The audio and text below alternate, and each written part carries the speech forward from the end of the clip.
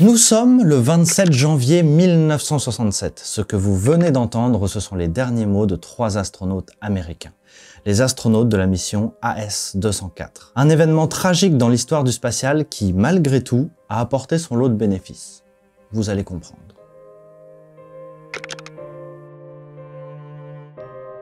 AS-204, c'est l'histoire tragique de Virgil Ivan Grissom, Roger Bruce Chaffee et Edward Higgins White, morts accidentellement le 27 janvier 1967 à Cap Canaveral. AS-204, c'est aussi l'histoire d'une fièvre d'accomplir. L'histoire d'une course à la Lune entre les États-Unis et l'Union soviétique. Faisons un rapide détour au début de l'histoire. En 1961, 6 ans plus tôt, quand le russe Yuri Gagarin et l'américain Alan Shepard deviennent les premiers hommes à aller dans l'espace grâce à un vol suborbital. La même année, le président américain Kennedy annonce l'objectif d'envoyer des hommes sur la Lune avant la fin des années 60. En 1965, Alexei Leonov devient le premier cosmonaute russe à réaliser une sortie extravéhiculaire dans l'espace. Et Edward Higgins White de réaliser le même exploit côté américain avec le programme Gemini. Oui, le même Edward Higgins White de notre histoire. Après cet exploit, la NASA lance officiellement le programme Apollo et l'objectif Lune. Sauf que pour aller sur la Lune, il faut de nouveaux lanceurs et de nouvelles capsules. Mais surtout, il faut les faire vite. Très vite, pour y parvenir avant les Russes. C'est dans ce contexte de fièvre d'accomplir que la mission AS-204 a été montée en seulement 2 ans. Ce qui est très rapide pour fabriquer lanceurs, capsules, combinaisons, protocoles de sécurité et j'en passe. En 1966, l'équipage de la mission AS-204 est présenté au grand public. Il est composé du commandant Virgil Ivan Grissom, de Roger Bruce Chaffee et d'Edward Higgins White. Les réservistes sont James McDivitt, David Scott et Russell Schweickart. Schweickart. Hey, ils ont eu chaud les 3 réservistes. Ils ont eu chaud, alors que les 3 premiers ils sont morts brûlés quasiment instantanément. C'est très mauvais goût, je vous l'accorde. Nous voici donc de retour au 27 janvier 1967 sur le pas de tir 34 de Cap Canaveral pour quelques tests au sol. L'objectif de cette journée de test, c'est de se mettre en conditions réelles de décollage. On appelle ça un plugs-out test. Il est 13 h.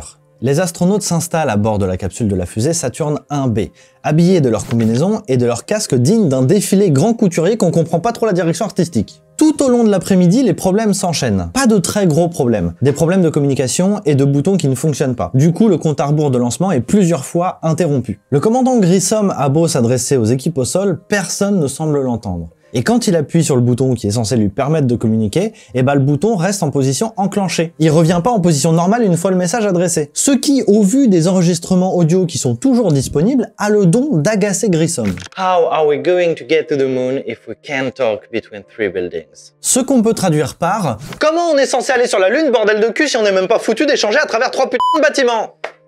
Bon, j'extrapole un peu, mais au moins vous avez l'ambiance. Après des heures dans cette capsule à galérer parce que visiblement pas grand chose ne fonctionne, un plus gros problème est relevé. Un problème qui semble être un court-circuit. Il est alors 18 h 31. Dans la salle de contrôle, on entend alors des bribes de phrases venant du cockpit. Ces mêmes bribes que nous avons entendues tout à l'heure.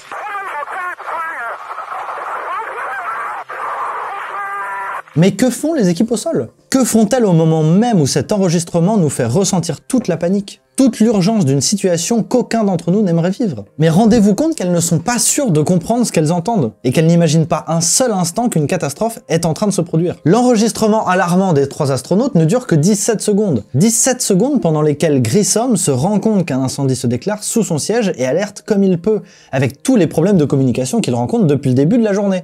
Parmi toutes les personnes qui sont à l'extérieur du cockpit, il y a un homme qui bosse dans ce qu'on appelle la salle blanche et qui voit en direct sur un écran ce qui se passe dans la capsule. Il voit Edward Higgins White tenter d'ouvrir l'écoutille pour s'échapper, mais ne pas y parvenir. Il le voit agiter les bras et les jambes. En 2 minutes, la fumée envahit l'écran au point d'empêcher le seul contact visuel qu'on a avec les astronautes. Très rapidement, les secours sont appelés et les équipes sur le pas de tir tentent d'ouvrir la capsule.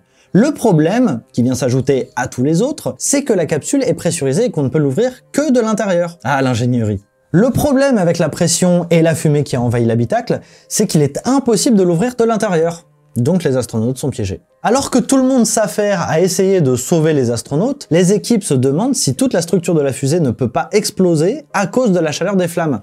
Autant vous dire que tout le monde serre un peu les fesses. Finalement, une petite brèche est formée dans cette porte impossible à ouvrir et une fumée très épaisse s'en échappe. Une fumée si épaisse que personne ne peut se tenir à côté plus de quelques secondes. 15 minutes passent. Les secours arrivent enfin et se relaient pour ouvrir la capsule malgré la fumée et la chaleur. On dénombre pas mal de blessés avec des brûlures légères et des inhalations de fumée parmi les équipes au sol et les secours qui ont essayé d'intervenir rapidement. Au bout d'une trentaine de minutes interminables, l'écoutille est enfin ouverte. Il n'y a aucun suspense sur la survie des astronautes.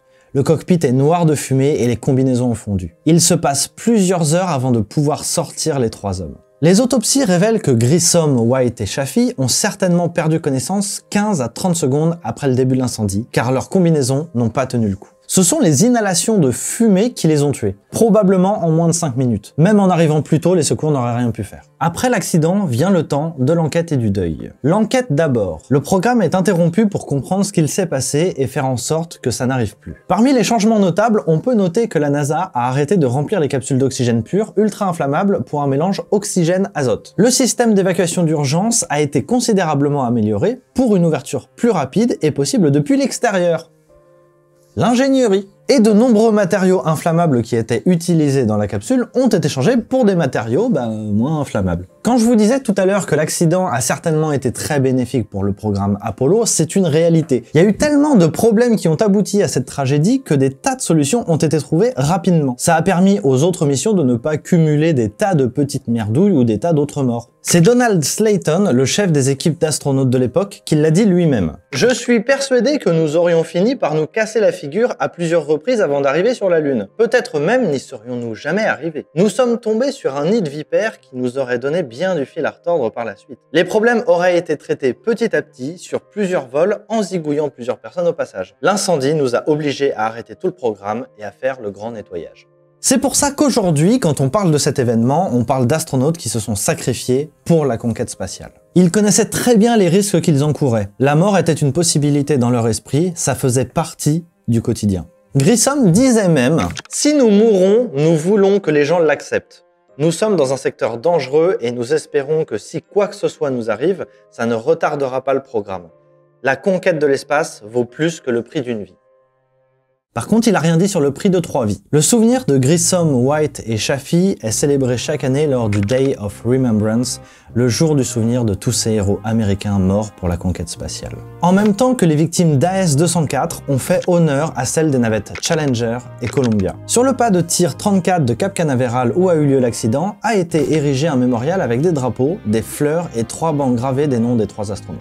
Sur la Lune, 3 cratères portent leur nom. L'astronaute David Scott a déposé une plaque commémorative et une sculpture lors de la mission Apollo 15. Sur Mars, 3 collines portent le nom des 3 astronautes. Enfin, si vous allez visiter le Kennedy Space Center, vous pourrez observer l'écoutille de la capsule brûlée. Elle a été exposée pour expliquer l'accident et raconter l'histoire du programme Apollo. Sans le sacrifice de Grissom, White et Chaffee, Neil Armstrong et Buzz Aldrin lors de la mission Apollo 11 n'auraient peut-être jamais marché sur la Lune le lundi 21 juillet 1969. Sans le tragique accident du 27 janvier 1967, la veuve de Virgil Ivan Grissom n'aurait jamais demandé à ce que la mission AS-204 obtienne le désormais célèbre nom d'Apollo 1.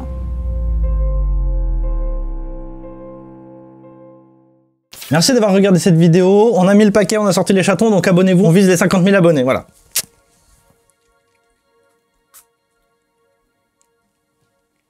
S'il vous plaît. Ouais. Oh, il pue, lui. Bon, je pense qu'on a ce qu'il faut. Hein.